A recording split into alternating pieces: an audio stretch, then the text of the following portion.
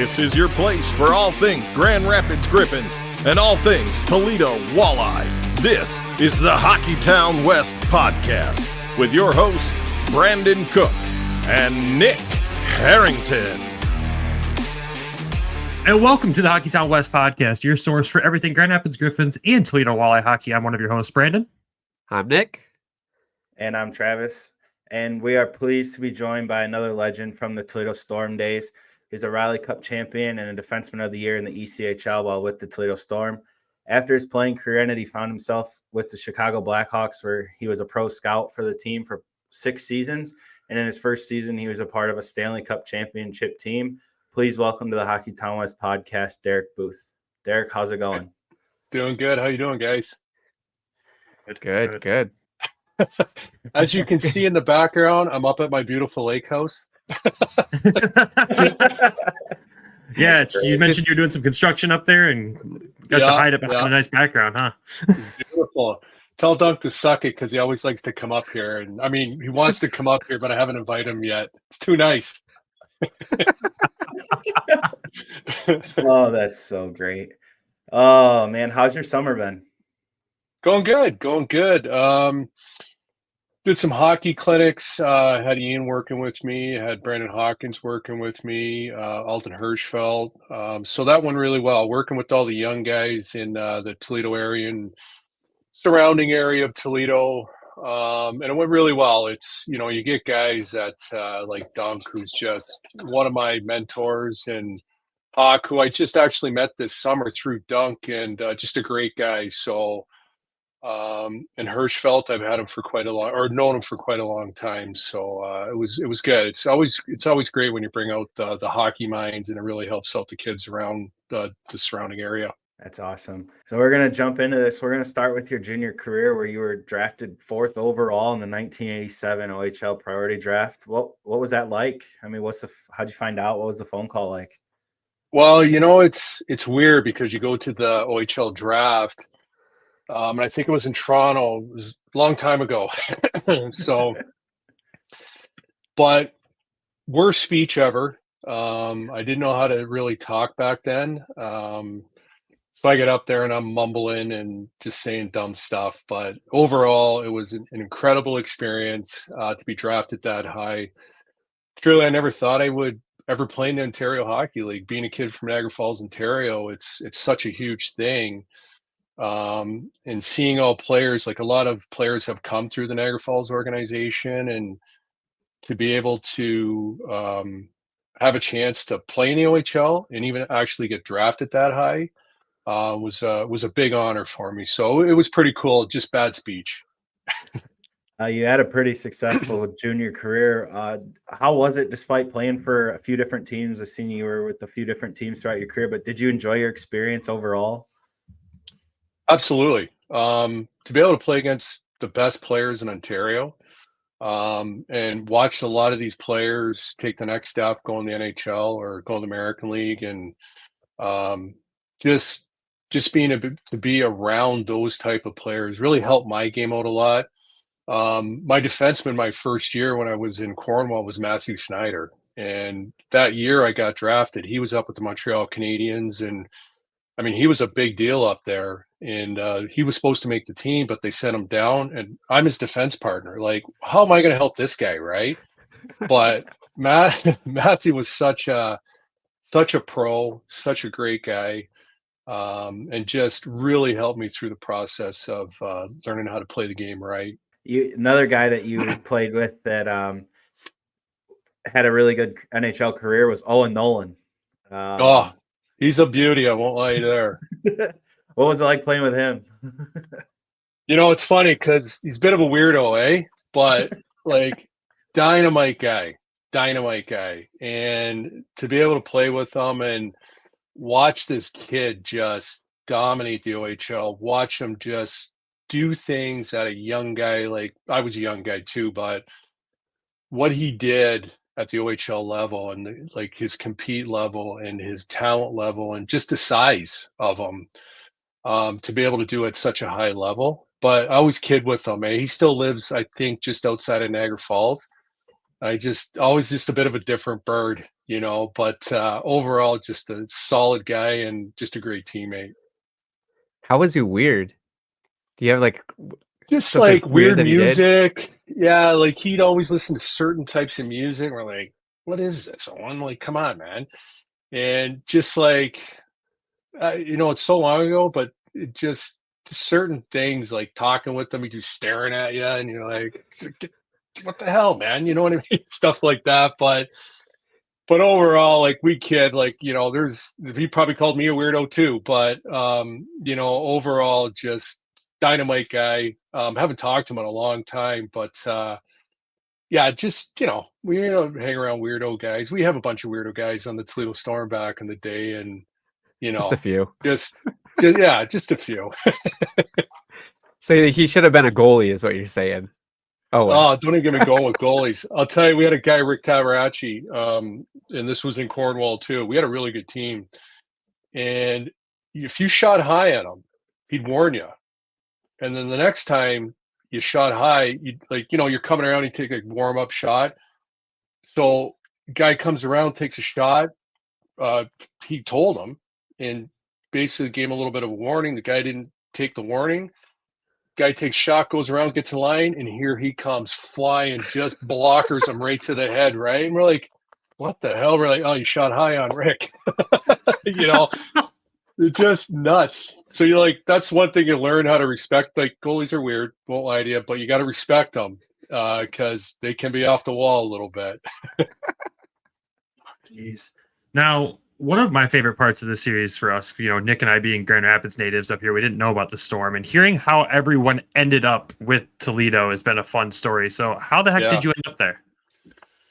So my last year with the Niagara Falls Thunder, there was a guy, Garnet Ace, and he was an agent for quite a few guys in the Ontario Hockey League. Really good dude too. And I had a tryout with the Detroit Red Wings back in, I think it was 91, I think it was. And it was, I went in there with thinking I actually had a chance, but I had a 0 chance of making the team and the farm team, right? But I had a tryout with the Red Wings, got cut, first cut. It was hilarious. Right? It was 3 days, but I should have been cut because I really didn't go with my best foot forward and kind of a smart ass attitude. And but I went there, got cut, and then I think there was a couple guys that were with the Toledo Storm that were there, and I think I'm almost positive McSorley was there. And I think Garnet Ace knew Chris McSorley, and they started talking because I went back home after 3 days. And I started talking with Garnet, and Garnet's like, hey, I think I got you a spot in Toledo to try out. So that's kind of how I kind of made my way there. Me and a couple other guys, I can't remember because it was quite a few years back. But yeah. But I'll tell you one story when I was with the Red Wings. Dennis Vial, who was Ontario Hockey League, tough as nails, right? So back in the day, you had to prove like who you were. And not me, I was goal scorer. But so I'm sitting beside Dennis. He's my D partner, and he gives me the elbow. Probert just steps on the ice. He goes, "Gotta go," and I'm like, "Good luck, dude!" Right over the boards he goes, and he goes right toe to toe with Probert. Breaks his hand. Right, like Probert's head was like that big. Breaks his hand, and Dennis Vial's a big man too, like scary big. Great guy, like completely nuts on the ice. The most gentle, nicest, smartest guy you'd ever meet off the ice, like bookworm smart, like Diesel. And it was scary because like Dennis is gone, so there goes my protection as my D partner, right? But just give the guy like just a high five for jumping over the boards and going, hey, it's Bob Probert, and I gotta prove. So there were some big boys back in the day that were really scary to play against. Yeah, you got to be crazy to do that. Like insane. Yes. Insane. I think it was Duncan that even said like, "Nah, I ain't fighting Probert." I know one of the former Storm guys have said that. I forget who it was. Dude, I had the privilege and pleasure to play one game against Link Gates in the East Coast League, and so we're in Nashville, and we know I'm playing in South Carolina. It was my second or third year. And I think Gates, he was with Minnesota, and they got down to the farm team, and then he was down in the East Coast League for some reason. It was like seriously like Ogie Othorpe, right? Slap shot. So we're doing warm up, and he's not out there. So everybody's like, "Oh, beautiful! Like we don't got to go against this guy." 2 minutes left in the warm up, and here he comes, just bobbling his way up through the hallway onto the ice. And we're like, "Oh God, here we go," because we know first shift we got to go, right? Somebody's got to find them and fight them. And we were in South Carolina, like Toledo, my first 2 years, we were tough. We were like, no fear. To South Carolina, we really didn't have too many heavies. So he's in starting lineup. Can you believe it? And dropped the puck, gets dumped in. So we're all like 5-on-5. So now you're reaching around the pile, right? And you're like, please, God, don't let it be like Gates. Please, please, right? Boom, I get somebody. It's like a little guy. I'm like, thank God. But I'm not sure who fought Link, but it was a pretty good bout. And Link gets kicked out of the game. So everything went back to normal after that. But it was, I'm telling you, some of these guys who played against were like scary tough. Oh, yeah. We heard that a lot. Yeah. It was like war in the Coliseum, it sounds like a lot of the times. Like ready for battle. It was ready for battle, man. Holy smokes. I know like some people call the ECHL still the jungle, but like back then it like truly was the jungle. Like you just didn't know on a nightly basis. Yeah. Like you there was times and you're like, let me get out of this game with my arm intact or my head still on my shoulders, and like some big boys, you know what I mean? And it was frightening, but it was also fun when you had those guys on your team because you skate around like you're a tough guy when you weren't. You know what I mean? You could stick guys and go, whatever, buddy. Because I knew I had 6 guys behind me. So it was also on the nice side of it too. Can you kind of like elaborate the sports arena, like, or as your teammates call it, the sports dump? It sounds like it was like the ultimate home ice advantage. How was it? What made it such a home ice advantage for you guys?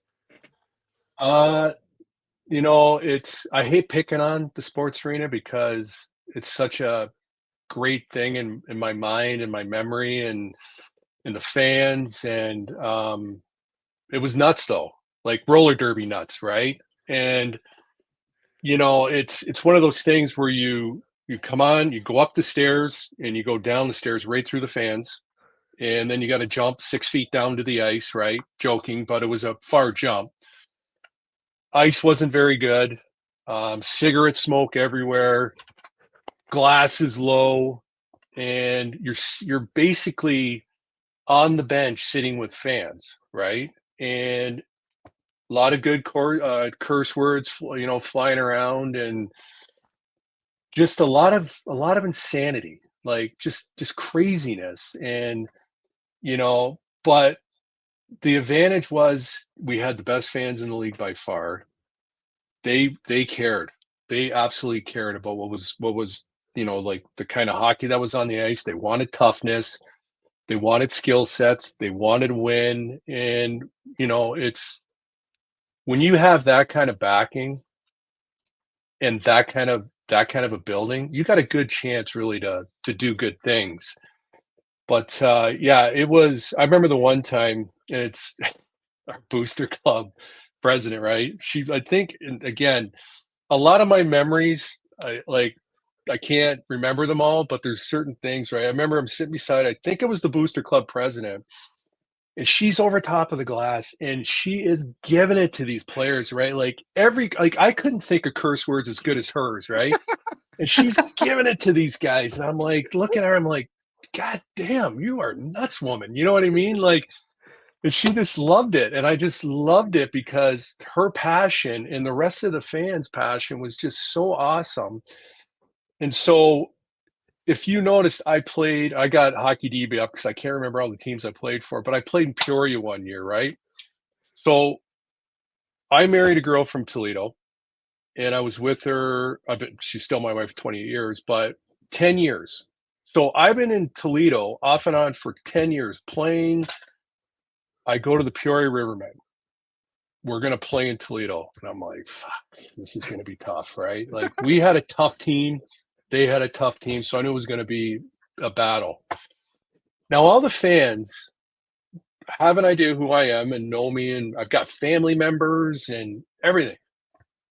So come up the stairs to go on the ice. Well, I got the Riverman jersey on, so I am a piece of garbage.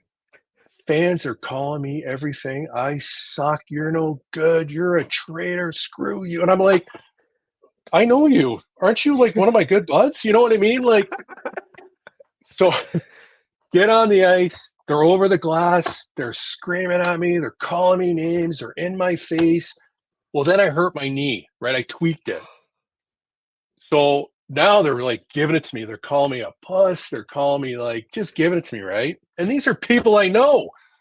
And so I'm coming up, I'm limping out, going up the stairs. They're giving it to me again. I get down there and I'm like, Jesus, Murphy. So this is how crazy it was. So my wife has 4 brothers, and they're pretty good sized guys, 6'4", 6'5" guys. And one of my good buddy, Ryan Belinsky, he used to play for the University of Toledo, and he's a big lineman, 6'4", 280-pound lineman. So I'm in the change room, and I got my knee up, and it's getting ice. Well, these 2 big gorillas come walking in with beers, right? I look at them, I'm like, what the hell are you guys doing? Like, hey, we're doing good. How you doing? We're laughing, right? And I'm like, did you hear the fans? Like, they were like giving it to me. Like, this is BS, right? I played here. I got family. What the hell's going on? So get all changed up, get my suit on. I come out. Those same crazy ass fans, same ones, call me everything but a normal person. Boother, how you doing? How's it been going? I'm looking like, are you fucking guys nuts or what? They're like, well, I mean, you were on the ice, you were the opponent, so we got to treat you like one. I'm like, that's why I love you guys. That's why I love you, because you're nuts like this. They had no mercy. When you played against the Toledo Storm or the Gold Diggers or the Blades or the Hornets back in the day, if you were an opponent, you're dead to them until you come back to the other side. How did your wife feel about all this? Like hearing all these names and everything. One of them too. She was probably one of them too. You know what I mean? Because she was a Toledo girl from the east side, right? And she was probably loving it. Man. Oh, I'm dead. Oh my God. That might be one of the better stories I think we've heard. Yeah, like they're nuts. They're nuts. And that's why I love it. That's why I love the city of Toledo and the surrounding area and the people that go, and because they honestly care, man. They care about their team and they care about the city. And if you're an opponent, God bless you, because they don't care. They're on you. I think we saw that best when we were down there for a playoff game this year, and the fans had the goalie "you suck" chant going for the backup goalie on the bench. I'm like, this is insane. I've never seen this before. It was Garrett Sparks. Yeah. No mercy. No mercy to the opponent. Zero. And he's giving it right back to the fans too, which was the best thing. I'm just like, what are we doing here? It's the backup goalie. Like, let him sit. No, they have no mercy. Yeah. I'm like, my knee's killing me. I'm walking up. They're throwing the stuff at me. I'm like, what in the hell's going on? And then I'm like, I'm in Toledo. I'm in Toledo, man. I think that's what makes makes Toledo so special. Is like, one, the fans is one of the biggest things. That arena just being so special too, of like walking up and down. And I can't remember who we talked to, but they're like, yeah, the fans would just like hit me with a cane from behind, like throughout the game. I think it might have been Pat, if I remember correctly. But what was your favorite part of playing at Toledo besides the crazy fans and winning a championship? I'm going to take those two right off the board. Well, I'll say the best thing I have to say is meeting my wife, Brenda, and Dunk and her best buds, and we're all really good friends. So we call my wife the East Side Queen, right? Like what a pickup for me. That's what everybody says. Like, you plucked it right out of the East Side Queen. And so truly that's one of the greatest things, because her and I have been together going on 31 years, 28 married. We got 3 kids. And so I have to say that's one of the greatest things that I've accomplished in Toledo. The it's hard to say. Like Toledo's a good family city. Truthfully, it's a great place to raise kids. Traffic's not that bad. People know you. There's just a lot of good-hearted people in the city of Toledo, and they're nuts, they're crazy, but man, if you ever need a helping hand, the first people to help you, honestly, like you could call any of those fans and say, I need you today at 3 a.m. Boom, they're there. So that's one of the things I really take away from Toledo is just how awesome the people are in the city. And that's why I moved back after my final year of coaching and raised my kids here. So it's I would say the people of Toledo is not just the fans. I would say the whole people of Toledo is just a great thing about it. And a lot of the former players still live there in the city, which from what us talking with everybody. So, I mean, I think that speaks to it as well. But I love the brownie points to the wife first. Yeah, you got to do that, eh? She told me. Is she? No, I'm just kidding. She's behind you with a gun, right? Yeah. That's why I got that screensaver on the back, eh? She's actually got a gun to my head. Only say things nice. Well, it's funny because we had Suey on last week, and he said he seen you walking down the side of the road, and he was laying on the horn yelling at you like nice hair or something. Yeah. I know he lives about 3 miles from me, so every once in a while we'll see each other, and he's driving the big beauty truck and I'm out walking, so he's the big guy. But you're right. You know what the nice thing about it too is it's also good for the minor hockey system with the Toledo Cherokees, the Sylvania North Stars, even some of the Bowling Green youth hockey. A lot of the players are staying back, and we're doing clinics and helping out all those organizations. So that's also a really good thing where us as players, we're given so much love in the city that, we're trying to give it back, to the kids that are coming up, and, trying to teach them at a young age how to act as a player. And when they get up the pipe a little bit, do things the correct way, learn how to be a pro, and do things right. Like take it serious, because every day you're learning how to get better. And so I think with having a lot of that knowledge, that's staying and living in the city, really helps out a lot for the youth hockey programs. I love the fact too that you mentioned earlier is Brandon Hawkins was with you too, and like it sounds like he's always involved with the older Storm players, bringing them back and getting involved in the community. So I love that aspect as well. He's and just meeting him, right? Like he is a good guy before good hockey player. He really is. Like I guess I wasn't surprised. I was genuinely very surprised how good of a guy he was. Like just dynamite guy, BSing with them and talking with them. And he really has kind of an old school mentality. Like I said to him, I go, Hawker, you should never have to fight. He goes, but Boother, I like to do it once in a while. I'm like, okay, I mean, that's all right. You know what I mean? I'm like, dude, you're the East Coast Hockey League Player of the Year. You shouldn't even have to pick up a puck. You know what I mean? Like, but he's a team guy. That's what I really liked. Well, I think that's something like Dunk. Dunk's a guy. He's a mentor to me. He busts my balls all the time, but he is a mentor to me. And if Dunk really likes him, I gotta like him too. Because Dunk told me to. No, I'm just kidding. But but I was really surprised and happy, like having such a good hockey player and such a good guy. That's unusual, because you usually get a good hockey players like that. They got a bit of an attitude, or they're a bit prima donna a little bit.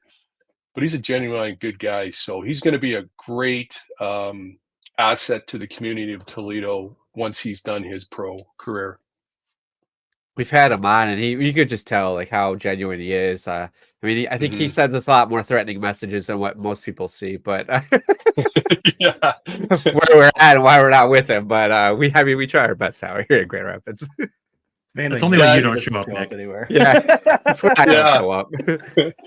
And to be able to have a player of his caliber to come on the ice with 8, 9-year-olds, 10-year-olds, and just kind of start building up, the building blocks for those players with their shooting. And passing. And then when we get, 14-year-olds, 13-year-olds, like where they're trying to get to that next step, juniors, and then you get your 15 and 16-year-olds that are actually going to take that step, to be able to have that kind of caliber on the ice, showing these kids the right way to do it. And then, an Ian Duncan or Hirschfeld and a Nick Perillo, there's a lot of really good guys that are staying and really helping out the community.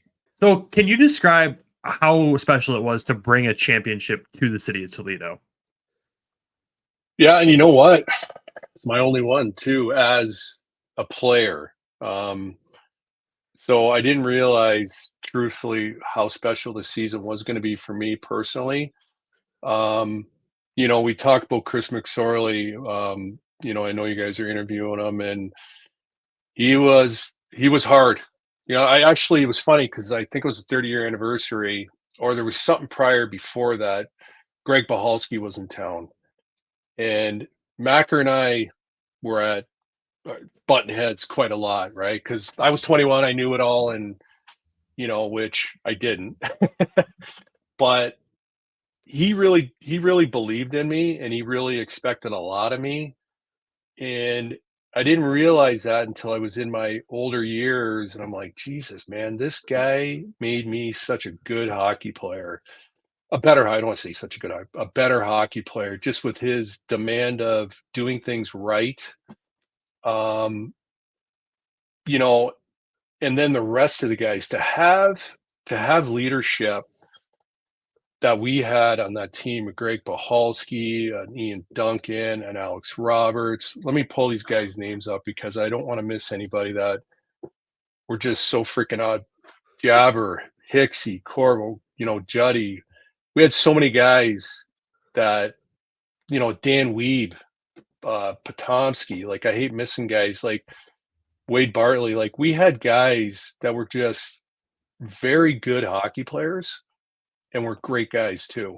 Andy Suey, just, you knew when you were on the ice, if anybody stuck me or slashed me or hit me, I knew he was coming. He was coming over the boards. You know what I mean? Like, that's how much he cared about making sure the guys that, could put pucks in the net or were more offensive guys. Like a Rick Corvo. Like, honestly, like, I won the East Coast Hockey League Defenseman of the Year, but really Rick Corvo could have won it just as easily, and Alex Roberts just could have won it just as easily. And, to have that kind of talent on the ice and good guys, not arrogant guys, not like, cocky guys, just really good guys. And then to have an Ian Duncan who, if you got out of line, man, he puts you back in line, like, very quickly. And a guy like Pahalski, Chief, who was the grumpiest man you'll ever meet in your life, but the nicest guy you'd ever meet in your life. You know what I mean? But that's one of the reasons I think I was able to excel, is because the talent we had, just, you had to elevate, you had to. And then with our coaching, we just had, all the pieces just fell into place with leadership and talent and toughness and goaltending and all those things. That's awesome. Like that, it makes the team special. Like, yeah, that leadership and everything. Like, everyone says championship teams are like a family, but you can really tell, like, this team, it was a big old family, and you guys stuck up for each other and took care of each other. And yeah, that leadership on the team was incredible. Well, you'll laugh. So when we were talking with Hawks, Dunk and I, and he was just asking questions about what it takes and, what's our insight. And we used to go to a bar down on the east side. I can't believe I forgot it, the name. Console Tavern. Console. My God, it's like where we lived. So and it was funny because this is what the boys were about. So Mondays, I think, were our day off. Monday or Tuesdays was our day off. And you had to be at the Console Tavern. And if you didn't show up, don't come back to the team. Don't call anybody. You're not welcome. Like, you had to be there because that was the team. That was the boys. And we got her going hard, right? And the next day, bag skate, like, now you got to work. Now you got to be a pro. You got to get all this garbage out of you. But the laughs and the jokes and the character of the boys, just all like, I think we got there at noon and we stayed till like 3 a.m, right? First time I've had dollar drinks, and I had like a $250 bar tab. I'm like, how does this happen? But it does, because it happened a few times throughout the year, right? So we figured out who was paying those tabs. It was you the whole time. Nobody else paid. I was like, you get a bartender, start asking for ID, because like not everybody's Derek Booth in this bar. But I think that's one of the big things that really brought the boys together, was those kind of team functions that you had to be there. Like you had to be, there's no excuse, man. And the older guys put the hammer down if you weren't there. That was one of the big things. So we were just telling Hawker, like, do it together as a team. Be a team. Like everybody's got to be on the same page. Everybody's got to believe in each other. Everybody's got to love each other, right? No cliques. Do it together. And that team, boy, man, we did it together. It sounds like when we talked with Suey, he said it was like everything kind of fell together all at once as well. And like you mentioned Chris McSorley of just being like the mad scientist behind it all. Like, what was it playing for him? You said he made you better, but any like crazy stories, anything funny that you could share? Yeah, I'll give you two. And okay, so we're playing Erie, and they were tough, right? So we bring in Macker wants to have a meeting with all the guys that are going to start, because we're going to have a 5-on-5. It's guaranteed. So he brings in Pilapuke, he brings in Poto, he brings in Deasley, and there was somebody else that was tough. And then he brings me in. I'm like, how the fuck did I get in this meeting? Right? He goes, you got to go with somebody, like we're going. I'm like, can I just wait to the second shift where I can go score off, like if we get a power play off this thing, right? And Macker, right, how tough he was back then. He's got scars all over his face, and I'm like, Chris, I think I'm a goal scorer more than a fighter, dude. You know what I mean? Like, how am I in this meeting? So that was one. Like he just you had to do it, right? So like I'm one of the 5, so I gotta be a part of this. But he always demanded stuff out of you that you didn't know, right? Like, I guess I'm a fighter. Okay, it's something I gotta bring to my game. Just like Hicksy. Like Hicksy, I don't think was a fighter when he started coming into the league, but with Macker, you gotta learn, you gotta earn your spot, and Hicksy became one tough son of a gun. You know what I mean?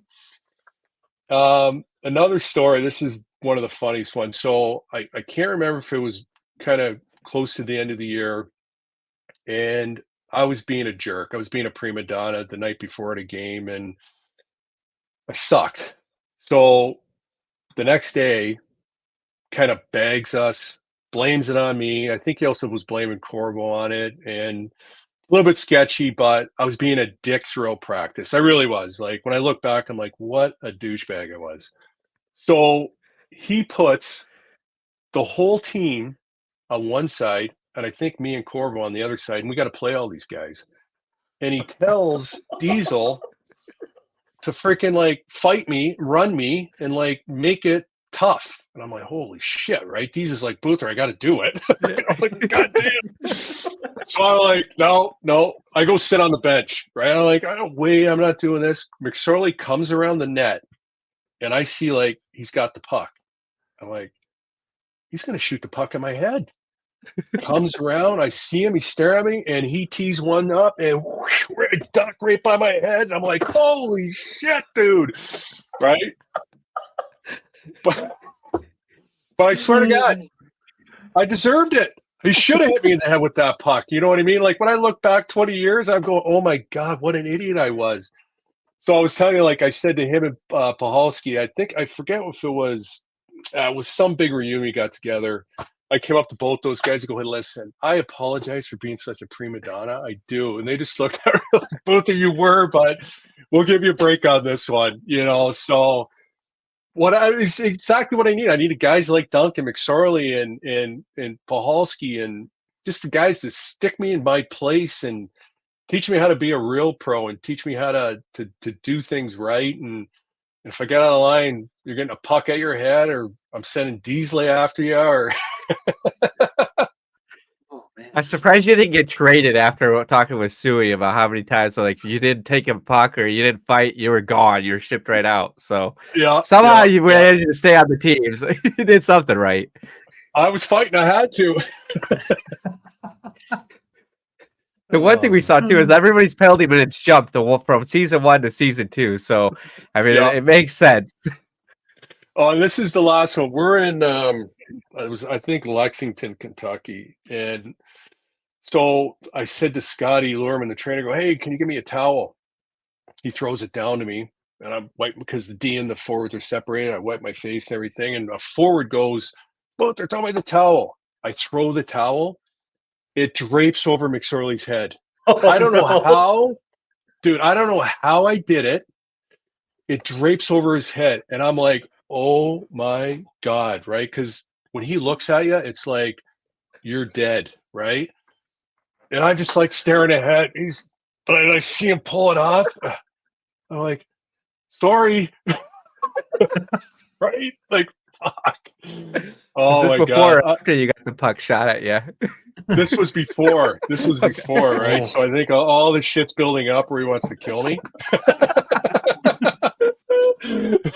Yeah. Yeah, that was, you talk about like trying to get under the bench as quick as you can. Like, so he doesn't, I was like, it was Suey. Oh, man. The stories continue, man. The stories are the best part of this whole series, I think. But like we've heard so many great ones just from the championship celebration. I mean, parties at Maumee Bay turn into a 2-day bender, and then the cup going through the fan at the Console Tavern. What's like your favorite story from the celebration? Let me try to remember, because I think I was there. My body was there, but my mind was no. Understandably so. Okay, so this is a good one. So and it's funny because I bought a house right by this bar. So we're headed out to Maumee Bay on Cedar Point Road. And I think it's, my God, I can't believe it's a crossroad. And there's a little bar right there. It's about a mile up from Maumee Bay. And there's a band playing, right? So let's go to the bar, listen to the band a little bit. And so we get in there, we're having a few beers, we're rocking it out. Now, mind you, I probably got $3,000 in the bank, right? So I'm 21, I'm feeling loaded. I got $3K, right? I'm rocking. So the Griswolds. So we're rocking it out, and it's over. So I look at Dunk, I go, hey, how much do you think to rent these guys? Right? Dunk's like, I don't know, go ask him. So I go up to Buddy, I'm like, hey man, like we're headed down to the Bay, we got our own place, got a big ass party rocking. How much to rent you? He's like $500-600.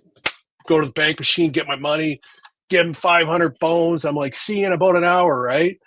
So now we got the Griswolds, we got the place is rocking, band's going. I don't know what time we finished, 3 a.m, whatever, right? Next day I called Dunk, probably rent these guys again, eh? So call them up, rent them again, back in another 5-6 bells, right? Like I went through $3,000 in maybe 10 days. That's funny. He told us the same story, and it's just like a different perspective. It makes it so much funnier because it's like, I think he was like, what the fuck are we doing? Let's do it again. Run it back. That's it. And so right now we're like a month into this bash, right? And then McSorley calls me, he goes, hey, Boother, I'm doing roller hockey in Anaheim, California. I'm like, well, I'm out of money. So yeah, maybe I might come out. You know what I mean? But my wife, my girlfriend at the time, she was kind of in Toledo. She really hadn't did too much traveling. So I call her up and go, hey, listen, we're dating like 4 weeks. Great. I got an opportunity to go to Anaheim, California, play roller hockey. You want to do it? Yep. All right, let's roll. So I had to go out first, and I know she was a beginner in traveling and moving. So we get out there. I said, well, pack up the shit that's in my apartment if you can and meet me out there in a week.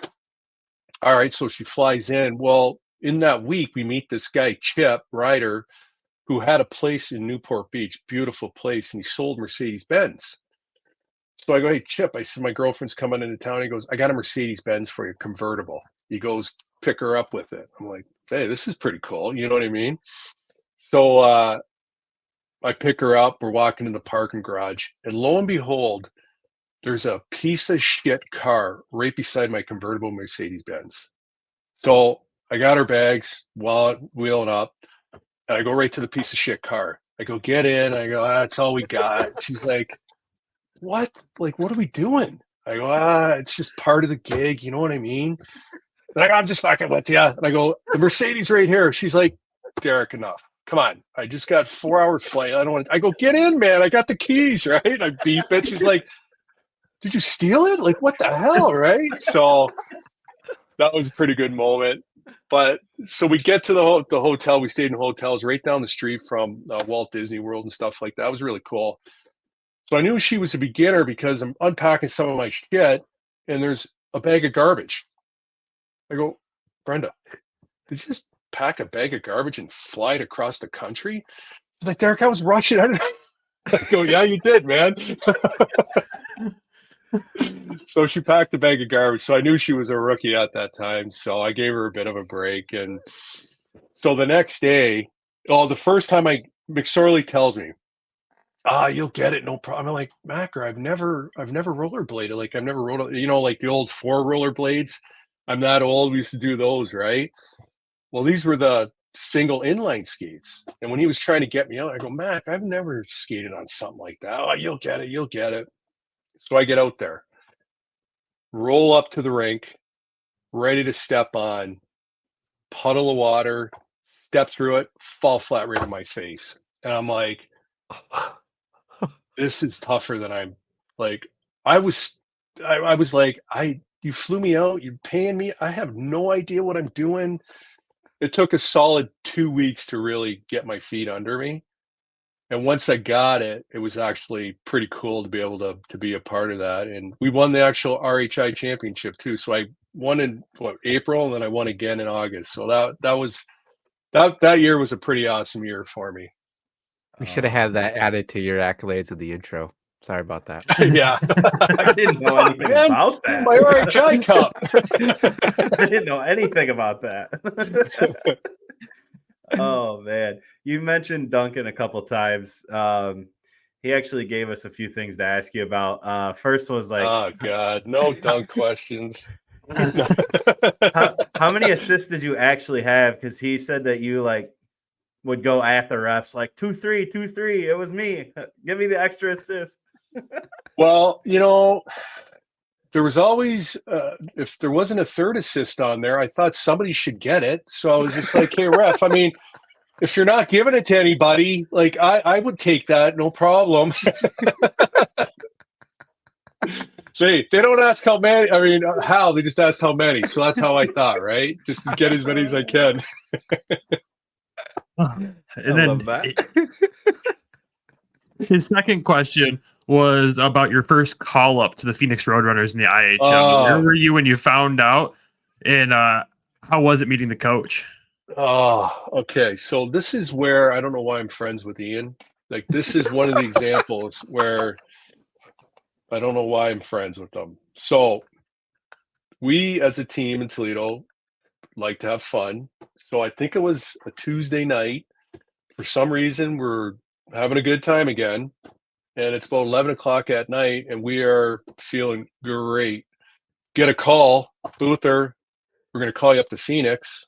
And I'm like, oh, boy, this should be fun, right? Like, I'm juiced, basically.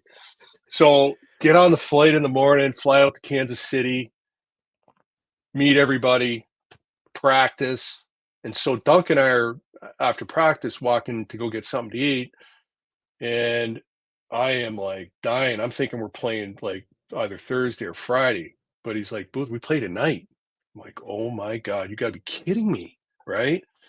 And, up there you wear your suit and tie and everything. And so we go for lunch. So we walk in, and I've only said hi to the coaches once or twice. So all the older guys dunk the leader on it, goes Boother, under the table, you check all the coaches with whatever salad dressing you want. Now I'm in my suit and tie. I've just skated maybe 45 minutes, and I've said hi to the coaches. I am hungover. I am nervous as shit, right? Like I'm under the table. So the coaches come in because everybody dings twice, right? And I'm under there, and I'm like, oh my God, I can't believe. So if I'm going to do it, I'm doing it right. So I got a freaking huge thing of ranch dressing, right? Now, Ralph Backstrom is the head coach, and he's like a 4 or 5 time Stanley Cup champion. So I'm under there, and here comes the coaches, and I'm like, boop, boop, boop, boop. I mean, like huge spoons full, right? So they come through. They all sit down, have no idea. And now you get ding, ding, ding, ding, ding. Everybody pulls back. Ralph Backstrom, what the fuck? Who did this? Who the fuck? I'm like, and I'm under the table, and I'm like, what is going on? Dunk, why are you doing this to me? Like, fuck, it's my first call up, you jerk. Like, so I gotta wait till everybody eats. So now I'm under the freaking table like this in my suit, all squashed up, waiting for everybody to enjoy their freaking pregame, right? Until everybody comes for seconds. So now I know. So Dunk gives me the kick under the table. Now I'm crawling out on my hands and knees to the other side of the table, and they kind of gradually get me out, and now I can eat. Like, what a first fucking day, eh? Like, it was nuts. And I'm like, why do I like this guy again? What, like, why? Did you ever get him back? No, he can be back 10 times worse, so I just leave it alone. But it was crazy, too, because it was like, what a way to start your first time, being called up in that. And it was just, and then having the coach screaming and going like, who the fuck did this? Like, who did this? And I'm like, me. But I made the team. I thought I was going to only play 3 games and get sent back, but I made the team for the rest of the year. So it was well worth it. Definitely worth it then. This show is sponsored by BetterHelp. What's something you'd love to learn as an adult? Do you make time to learn new things as often as you like, or was that lost in childhood? Kids are always learning and growing, but as adults, sometimes we lose that curiosity. What's something you'd like to learn? Gardening, a new language, or maybe how to finally beat your best friend in bowling? Therapy can help you reconnect with your sense of wonder because your back-to-school era can come at any age. Therapy can help address anxiety or fear of speaking another language, or help you learn your own personal learning strategy. If you're thinking of starting therapy, give BetterHelp a try. It's entirely online, designed to be convenient, flexible, and suited to your schedule. Just fill out a brief questionnaire to get matched with licensed therapists and switch therapists at any time for no additional charge. Rediscover your curiosity with BetterHelp. Visit BetterHelp.com/THPN today to get 10% off your first month. That's BetterHelp, HELP.com/THPN. Everyone loved the reunion when everyone got back together up in Toledo this past year. What was it like for you? It was really cool because, with my kids, they heard all the stories. They've been around all my buddies, and to be able to be a part of it, it was really cool. And like one was like, are you talking about like the Hockey Hall of Fame? That was actually the reunion and being a part of the Hockey Hall of Fame. And I'm on the Toledo Hockey Hall of Fame committee, so I was able to help pick Dunk and Hicksey, and so that was one of my highlights of my career in the business, to be able to nominate and like have my one pick for Hicksey and Dunk. So to be a part of that was pretty awesome for me. But just to see all the boys and how they're doing and joke about the times and all the guys that we hung out with, it was pretty cool. But did Dunk tell you how we nominated him into the Hall of Fame, him and Hicksey? Yeah. That was pretty cool to be able to do that. So that was really a special moment. I know it was special for Dunk, but it was also a really special moment for me to be able to nominate a guy like that, a mentor, and Hicksey, well deserved. to nominate those guys and then be able to be there and tell them that they're going into the Hockey Hall of Fame, Toledo Hockey Hall of Fame. So that was special. That really was a special moment. That's awesome. And the history of Toledo, it's such a historical hockey market, and getting to show Nick and Brandon so much, how much history there is to it has been amazing. But we're going to transition to your post-playing days. You end up with the Chicago Blackhawks as a pro scout. How did you get into that line of work? So I was coaching for 4 years, 2 in Fayetteville, North Carolina, and 2 in Bloomington, Illinois. And then my contract was up with Bloomington, and you can either say it was up or I got fired, one of the two. Both are a part of the game, right? Like when I first start coaching, my wonderful dad gives me such good advice. You know, you're hired to be fired as a coach, right? So just expect it. Well, thanks, Dad. Like that makes me feel so much better in my first time coaching with that advice. Right? He was howling, but it's true. Yeah. So there's a younger guy, Ryan Stewart, and actually Mark Bernard, who was a Toledo guy, and he's a big wheel up in Chicago right now. He's been there a long time. He's got 3 Stanley Cups. So I head back to Toledo, and I actually changed my phone number, and I give my phone number to my daughter. Well, she got my phone and then picked up mine, and I got a new phone with the new phone number. So I think it was a year or 2 after, because in 2014, Dan Watson was having a baby. So I had an office right beside the Huntington Center because I sell energy, commercial energy. So I see Bertucci and Waddy going into the rink every day. Hey, boys, what's going on? And so out of the blue, Bertucci calls. He goes, "Hey, Boother, you want to coach the Walleye tonight?" I go, "What?" He goes, "Waddy's having a baby, and we need a coach." I'm like, okay, right? Like I can't let the boys down.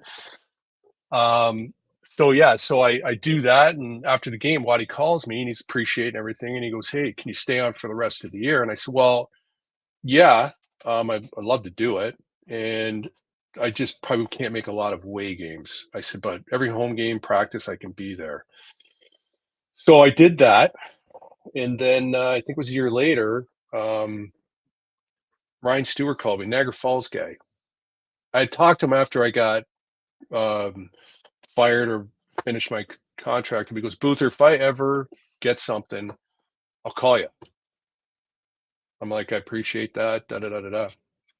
He called me, but he called my daughter's cell asking for me, and my daughter's like, "No, this is my cell phone." And so she comes home, she's like, "Derek, some guy named Ryan Stewart called and was looking for you." I said, "Holy shit, Stewie."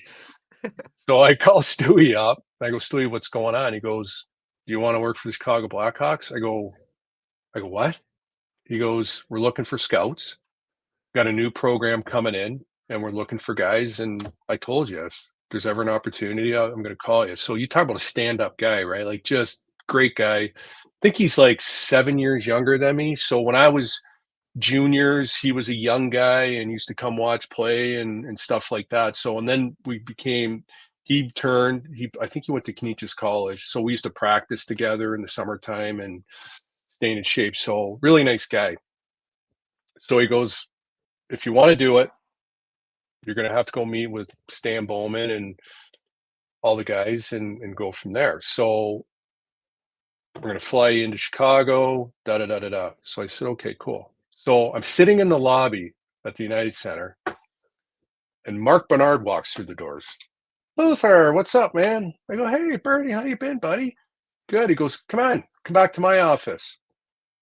"All right." I go, "I'm waiting to meet with Stan." "Yeah, don't worry, come back to my office." He walks me right into Stan Bowman's office. "Oh, hey, Stan, how you doing?" Right? Al McIsaac, bunch of the boys. And I'm like, He goes, I got you, buddy. Right, just head games right off the button, eh?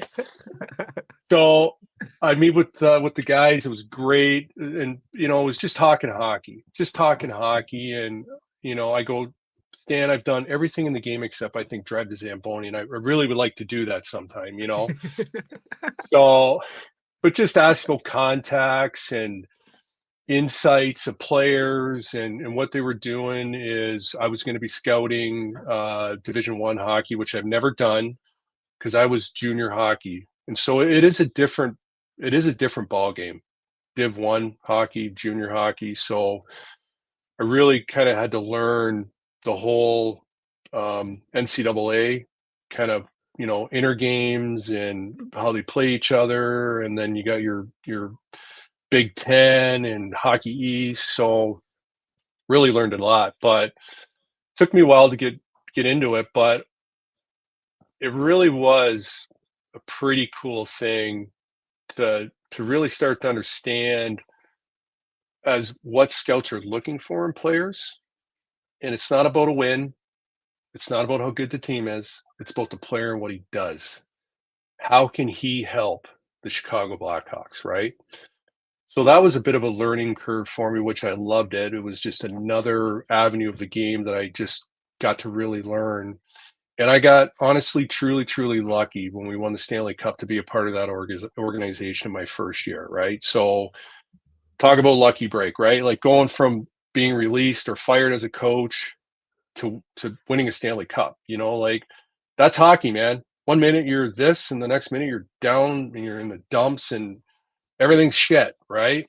But a couple years later, everything's the greatest thing since sliced bread. So we win it, and we were just part-time scouts. So there was like 8 of us throughout the country and Europe and stuff like that. So we weren't sure if we were going to get a Stanley Cup ring. But you got to understand, the Chicago Blackhawks organization is the best of the best. Money's no object.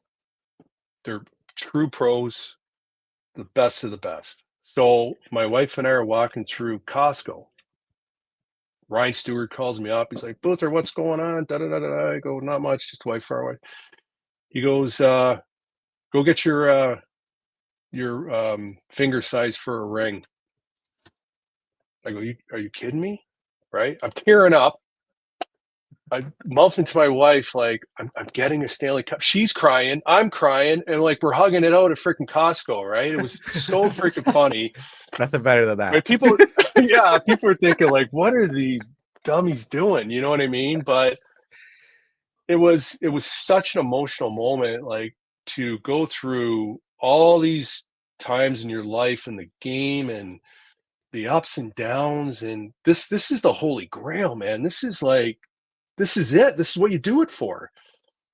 And so that was awesome. So I go get my ring fitted, and I call Stewie back, and I got small hands. He's like, I'm not getting one for your wife too. I'm like, no, Stewie, that's the size of my ring finger. So were you there like the night they won it? Like were the scouts all there, or like were you a part of it? All different areas. All the amateur scouts, the pro scouts, we're out working, right? Okay. So we never got to experience to be a part of that. Only the main guys, really, like all the head honchos can do that, which is pretty cool. So, but when they have the ceremony for the raising the flag, right, the cup banner, now that's a different ball game. Now they bring everybody in. So this is the first game. So we're getting all these beautiful invitations. And I say to my son at the time is 14, Dawson, and he is a hockey guru. Like this kid is, I call him Rain Man because he knows the stats. Like he's got hockey, baseball, anything. So I said, Brent, I go, listen, call my ma. We're going on a 4-day bender in Chicago, man, all paid for. Like top of the line, baby. Like we're eating the best, drinking the best. This is going to be the best, right? She goes, you should probably bring Dawson. I go, are you out of your mind right now? I go, I'll never be able to afford a bottle of wine that we're going to be drinking or the steaks that we're going to be eating. Like, honey, like this is going to be your only opportunity, right? She goes, Dawson would love it. All right, Dawson might be drinking too, but so we go to Chicago, my son and I, and we had a ball. So all the scouts, all the brass, everybody like out for dinner, big ceremony, all the like, you know, Taze and Kane and all the big boy players, and it was phenomenal. And so everything's paid for, money's no object. So we're out at the bar and having a good old time, and my son's with me.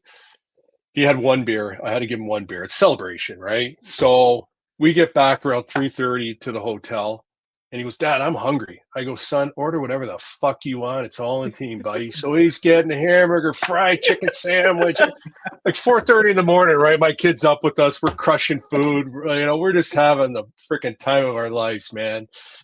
And it was so cool. And so they had the game, I think it was a Wednesday or Thursday, the opening game. So I drove him back to Toledo. I had to come back because we were having meetings the next day. But when they raised the banner and everything, what a night. Like, it was just top notch. It was perfect, man. It was just it was so cool. And, you know, Jonathan Taze spoke, and you can see why he's the best and why he's captain and why he's just such a stud. And it was awesome. And so, like, with Ryan Stewart, he's such an important person in my life because he gave me that opportunity. And one last thing. So at the ceremony, the cup's there. And as a player, you guys know, like, don't touch the cup. You don't touch it unless you win it.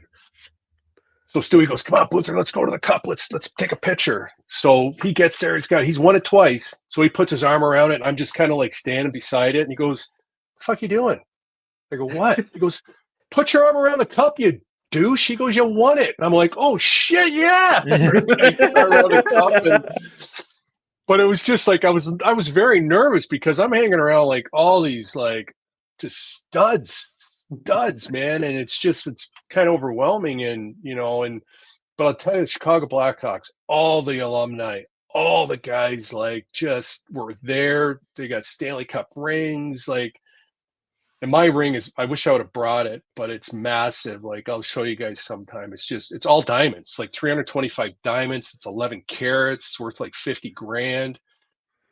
There was no expense spared, man. It was phenomenal. And it was just a wonderful experience to be a part of that organization. It's just like I played youth hockey. I never played anything bigger than that, but like, that's the dream, right? Doesn't matter how you win it. You're a part of the organization. You can label you're a Stanley Cup champion. Like, you got a ring. Like, it's just got to be an unbelievable feeling. Like, I have goosebumps just talking about it. Yeah, and it's very weird. And you know what? When I bring it to all my, not all the time now, but I bring it if there's new kids that are working with me in clinics. Anybody asks to see it, I always bring it, and I just pass it out. And I let kids put it on. I let parents, and I want these kids to understand everything they do every day on that ice and off the ice is for that single thing, to get that ring, to get that cup, you know, and get something from the game that you put your heart and soul into. Like, you know, every day these kids are traveling, parents are traveling and everything. And so I want to show people, just show kids and show hockey players and parents, like, man, this could be you one day. This could be something that you could have, but you got to earn it. You got to earn it. And so I really like having kids look at it. They're like, oh my God. And I'm like, yeah, man, you could win this one day. You really can. It's like as big as their hands, I bet. Dude, it's like that big. Like, it's just, I can't wear it because it weighs so much. Like, it's nuts. I love that. Is there somebody that you scouted that made the team that won the cup? You think here. There were some guys like Dylan Larkin was in his first year, Hyman. Let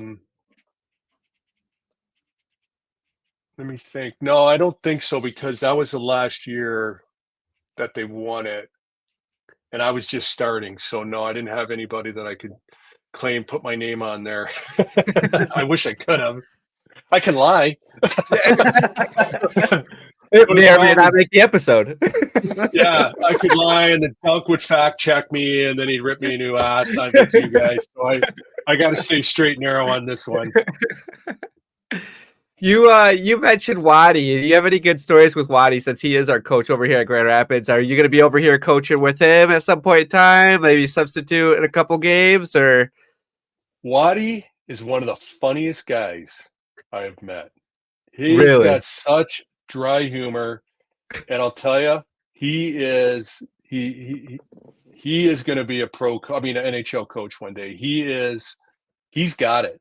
Like, he is such a good, like, his organization skills, his attention to detail, his mannerism, like, he is on it. And that's, you can see why Toledo was successful, now Grand Rapids, and one day when he gets, behind the bench of an NHL team, he's going to be good. But you guys obviously talked to him quite a bit. He is hilarious. He might, like Doug in the Emu, right? That commercial. Oh yeah, yeah. He's Doug. Like, he is, like, to me, I laugh when I see him. I'm like, that's Waddy. Like, he's just got that dry humor, funny kind of a dude. You know what I mean?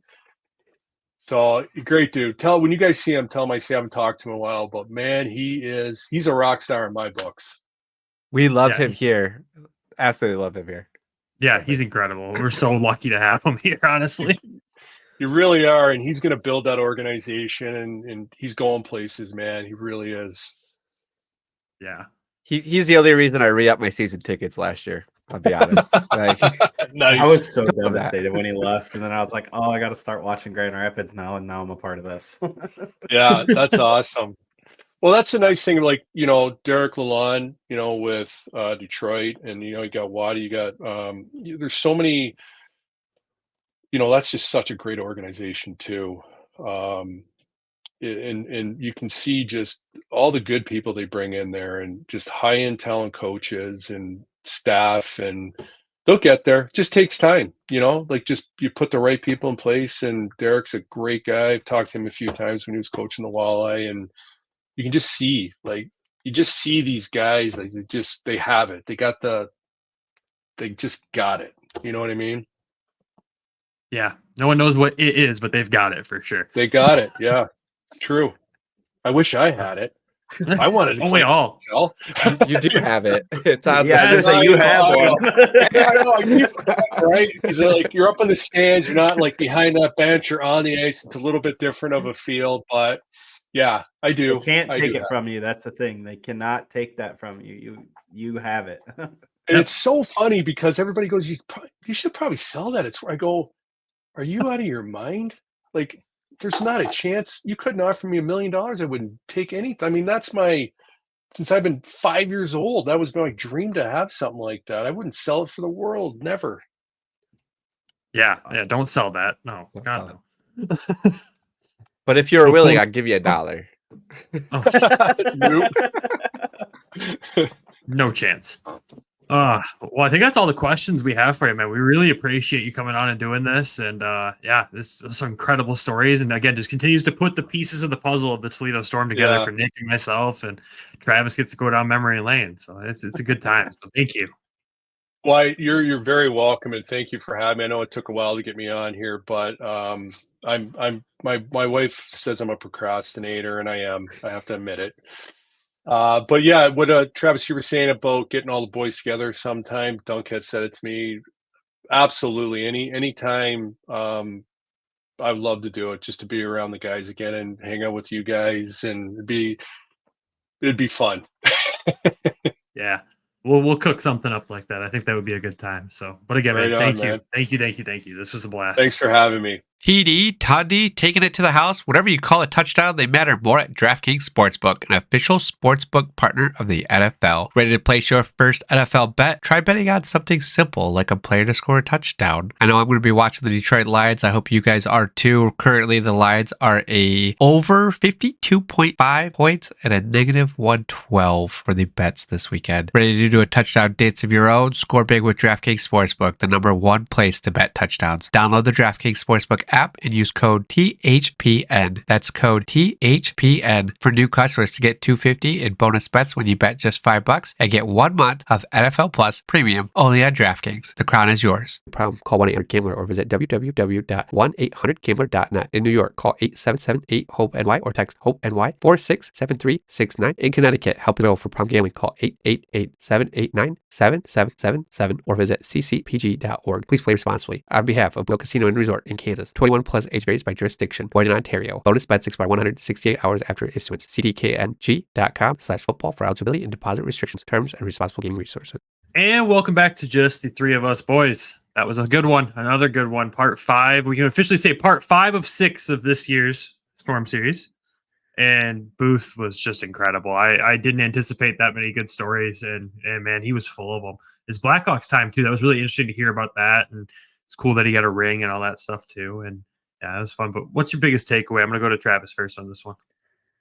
Oh, man. I mean, for me, it's got to be the Stanley Cup. I mean, like, you know, he said he wasn't there for it in person, but still got to, like, you know, he like almost like he put his arm around the cup. Like like he said, like, I only played to youth level, but still wouldn't touch that thing unless I won it. Like, would never do it. Just kind of the code. But that between that, I mean, and just again, like the legend of Chris McSorley, like coming around the corner, slap shot, he's sitting on the bench and the laser comes flying at his head. Oh man, it's just how much they all continue to love and cherish being a part of this organization and just staying in the Toledo area. Yeah, it's pretty cool. And yeah, the McSorley stories keep coming. It's incredible. But Nick, what's your biggest takeaway? I've got 2. I always have like a list of them, right? But I love the aspect that he was able to take his son to Chicago and celebrate the Stanley Cup like victory and all of that with his son. I thought that was really cool that he was able to do that. And the other one was, I already forgot. So we're moving on. Wow. Well executed there, buddy. Yeah, I wish I probably would have taken notes or something. But no, I think it like what Travis said is like the guys just staying in the community. I mean, you see he's doing clinics with Hawkins. I thought he talked very highly of Hawkins, which was, you know, great for the Toledo side. We've got also the talk for Waddy, who was in Toledo and now with Grand Rapids. So like it really tied together like hockey. It feels like Toledo was the birthplace of the Red Wings. Now, like as you look it through this, is like it's not really set up the way it was before. Like how it is set up now is like you had the Red Wings, you had Adriatic, and then you had Toledo. But like, what? How do you pronounce try that name again? Yeah, how do you say it? Adriatic? What the hell? Adirondack. Adirondack. So you had an Adirondack. What is there another way I can say it? I don't know. I'm just getting ready for the blooper reel for us, right? So. Oh no, this is staying. Maybe we'll just cut all this. All right, we'll go back to my biggest takeaway. Oh, that's staying. Oh, Adirondack though in Toledo. That's how it was set up back in the day. Yes. Love you. Bye. No. Oh man. But yeah, to finish your thought for you there, Adirondack and Toledo were the setup below the Red Wings back then. But it feels like a lot of those guys, like it wasn't a negative thing going to Toledo. Like they still went down there. They still were able to compete for championships. Like they had a good time. And it's like, you just don't see that. I feel like when you go to training camp now, it's like, you know, kind of where you're going before you get there. And these guys, like some of them thought they had a chance or had a chance to get to the Red Wings, which I find impressive, you know. Like you said, training camp back then, it was a different animal. I mean, look at the guys that some of them got to play with in training camp too. You know, you're hearing Probert stories left and right. And you're just like, holy God, like I couldn't imagine even being on the ice with that man. Like it's incredible. So yeah, it's the biggest takeaway of the whole series is just the love for Toledo and the fans. The fan stories were incredible, especially when he was playing in Peoria. Like that whole sequence right there was just incredible, including saying his wife was probably one of them. Like, my God, it was, yeah, the fans were insane. The fans still are insane. Like we still see it with the Walleye. It's just, you know, they don't get players walking through the crowd. And that's probably about the only thing we're missing. Well, that and the cigarette smoke maybe, but it's probably for the better. Yeah, probably. But yeah, it's just overall great stories. Thank you again to Derek Booth for taking the time to do that. And I gave you the weird look there, Travis, when you said you wouldn't touch the cup, because I definitely have touched it once. Nope. But Never will until I don't care if I best friend could win it. He said, touch it. Nope. I'll turn around and run the other way. I knew I was never going to have an opportunity to win it myself. So I think it's just one of them things like, like I only played youth hockey, but like, it's just like the code, like you played hockey, you don't touch it unless you win it. Like, it's just, that's fair. That's fair. See, I didn't play hockey, so there's no code. But, so how do you feel about that, Travis? Us touching the cup. Hey, you didn't play. Whatever you feel is necessary. My opinion on it, it's just how I feel. We had a 30-minute argument off air about this. Did you really? Yeah. Oh, God. A couple weeks ago we did this. You and I, Travis. Oh, yeah. It's just like the holy grail. Like, I can't even put words into just talking about it, let alone if I was to win it, or like think about Derek, right? Gets a phone call. He's in Costco that he's getting a ring, and him and his wife are standing there crying. Like, just the emotions that trophy gives off to people. It's so. Have you guys ever been next to it? Like, have you seen it? I wasn't joking. I've touched it. Brandon lifted it. I didn't lift it. You couldn't pick it up, but I've touched it. I have a picture next to it. Back in 2002 when the Red Wings won, it was early on in the affiliation with the Grand Rapids Griffins. They brought the cup to Van Andel for a night. And if you were a season ticket holder, which fortunately I was back then, you had access to go get your picture taken with it, see it, touch it. And you're right. There's an emotion to that trophy. When you walk in the room and it's there with you, it's incredible. It's a feeling that is so hard to describe. You look at that thing and you see the names on there and you know the stories and the history of it. You instant chills the moment you catch it's or the moment it's in front of you. Instant chills. I got goosebumps just talking about it. Like, it's like when they had it in Toledo one year, and me and a buddy went, and long time ago, my dad even texted me. He's like, "Do you remember when we got our picture taken with it?" And I was like, "Yeah, it was in the sports arena." I was like, "I remember it was in that room way off to the side." But it's just like, I think it's like you said. I mean, there's just like this aura about it. Like, you walk in and like you see this gigantic trophy, and it's like, that's the only thing you can fixate on in the whole room. Like, it's huge. It's just unbelievable. It's massive. And like, there's no other trophy that does that. I mean, hell, the Calder Cup, when we won it in 2013, it sat on the concourse for an entire game once. And you just kind of walk past it. You're like, oh, it's cool. It's not the Stanley Cup. It's crazy. And look at the emotion, like when the players win that, and like, it's just like, they've just poured their hearts out into winning this, and it's not even like the holy grail of the sport. Like, it's like Stanley for Cup me, something. Yeah, I mean, it's like, Stanley Cup, gold medal. Those are like the two, like in hockey, I think everybody would want, but like, if you get to pick, like, I'm sorry, I'm picking the Stanley Cup. Like, gold medal's great, but I'll take the 35 pounds of silver over the little circular object of gold any day. Like, just my opinion. Yeah, I'm right there with you on that one for sure. But yeah, another incredible interview, incredible stories. And you know what? I wasn't going to leave it in, but if you caught it, you know what the last part of the Storm series is, because it's if you made it this far in the episode, we'll spoil it. We got Chris McSorley coming on the show to tie this whole series together. So the guy that we've heard all the craziness about, we're going to be able to put a bow on it with him and ask him about these stories, and gathered a couple of questions from the guys that we've talked to already for him. And it's going to be a legendary interview. We already know it.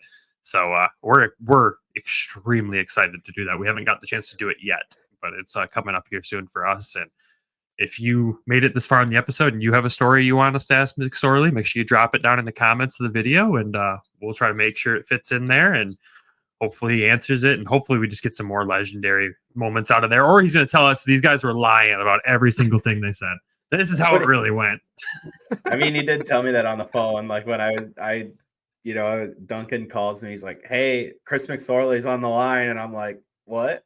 like I was like starstruck, and I'm like, "Are you serious?" Call ends, and then Duncan calls me back. He goes, "Hey, call McSorley. He's waiting to talk to you." So I call him, and I'm like, "Hello?" It's like, "Travis, it's Chris McSorley." I was like, "Okay."